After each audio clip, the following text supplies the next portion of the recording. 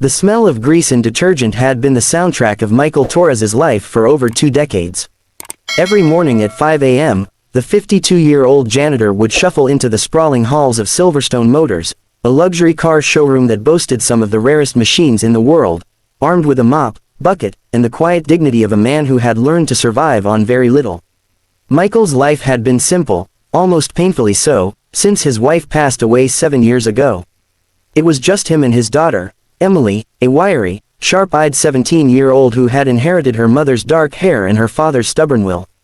Money was always short, but Emily had never complained.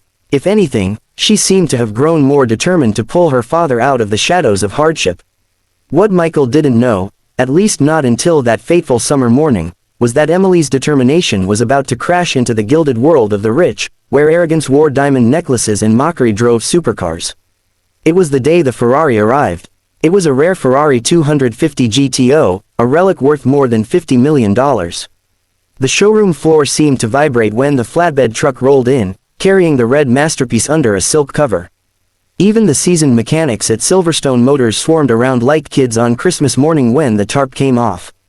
"Beautiful," whispered Greg, the head mechanic, circling the car like a predator stalking prey.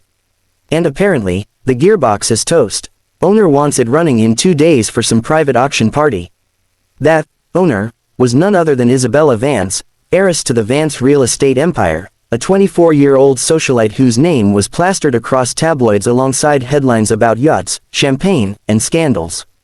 Isabella swept into the showroom shortly after the Ferrari did, her designer heels clicking against the marble floor like they were striking a rhythm only the wealthy could hear. She wore sunglasses indoors, an oversized diamond bracelet, and an expression that suggested the entire world was an inconvenience. When Greg tried explaining the car's issue to her, she cut him off with a wave. "I don't care about the problem, I care about results. Fix it. I'm paying for speed, not excuses." Over the next 24 hours, the Ferrari sat on the lift while the mechanics fought with it. They tried every trick, every tool, every part they could source. But the gearbox wouldn't cooperate. Something deep in its mechanics resisted all standard repairs. By the afternoon of the second day, tensions were boiling over. Greg threw his wrench onto the bench with a clang. "It's like it's mocking us," he muttered. "This thing's not gonna be ready. And when Princess Vance shows up, we're all dead." Michael had been quietly mopping the far corner of the garage, pretending not to hear.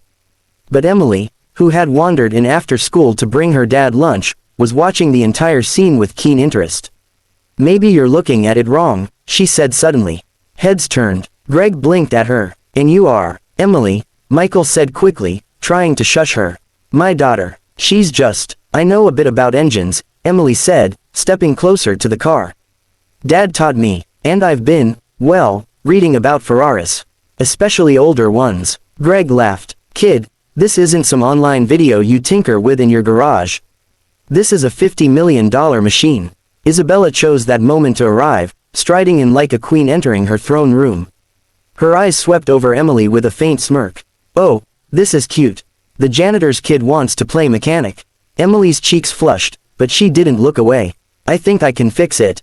The room went dead silent.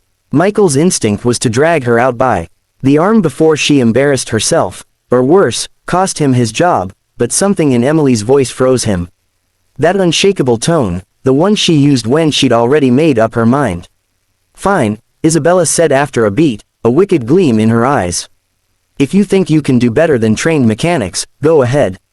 But if you break it," she tilted her head toward Michael, "your dad can kiss this job goodbye." Michael's heart dropped into his stomach. But Emily only said, "Deal."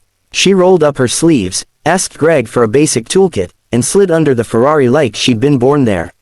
For the first few minutes, the mechanics exchanged glances, muttering under their breath. Then, slowly, the muttering stopped. Emily wasn't fumbling. She wasn't guessing. She was methodical, checking linkages, testing pressure points, manually rotating components with the precision of someone who understood not just the part, but its story. After 40 minutes, she slid out, hands blackened with grease. "You're all replacing the wrong part," she said calmly. "The gearbox is fine. It's the selector fork, it's worn unevenly. Whoever last serviced it didn't align it properly, so it's jamming under load." Greg frowned, then peered under the car himself.